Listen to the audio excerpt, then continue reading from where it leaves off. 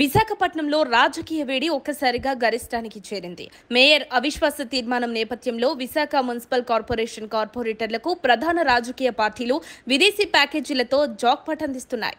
Passport ఉంటే చాలు, ఖర్చుపై ఆలోచించాల్సిన పని లేదు అంటూ కుటుంబాలతో కలిసి విదేశీ టూర్లకు పంపిస్తున్నారు.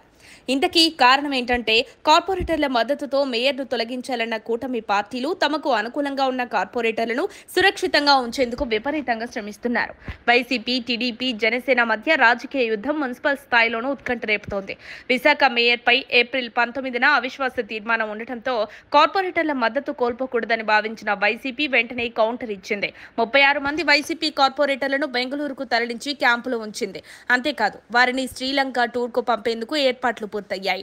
అదే సమయంలో టీడీపీ, జనసేన కూటమి కూడా వెనుకపడలేదు. తమ పార్టీకి చెందిన 26 మంది కార్పొరేటర్లను మలేషియా టూర్కు పంపుతూ వారి మద్దతు సురక్షితంగా ఉండేలా చూసింది. ఇందులోని ఆసక్తికర అంశం ఏంటంటే ఈ విదేశీ ప్యాకేజీలు రివార్డ్ ట్రిప్స్ కంటే ఎక్కువగా రక్షణ వ్యూహాలుగా మారాయి.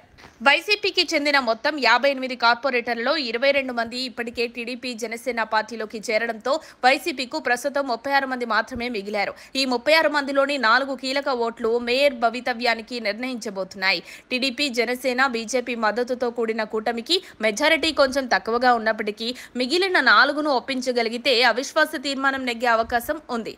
అయితే వైసీపీ మాత్రం ఈ సవాల్ను ఎదుర్కొనడానికి పూర్తిగా సిద్ధమైంది. తమ కార్పొరేటర్లు బెంగళూరులో ఉన్నప్పుడు టీడీపీ వారిని ఒప్పించడానికి చేసే ప్రయత్నాలను దృష్టిలో పెట్టుకుని ఇప్పుడే కొలంబోకు షిఫ్ట్ చేసే వ్యూహం సిద్ధం చేసింది.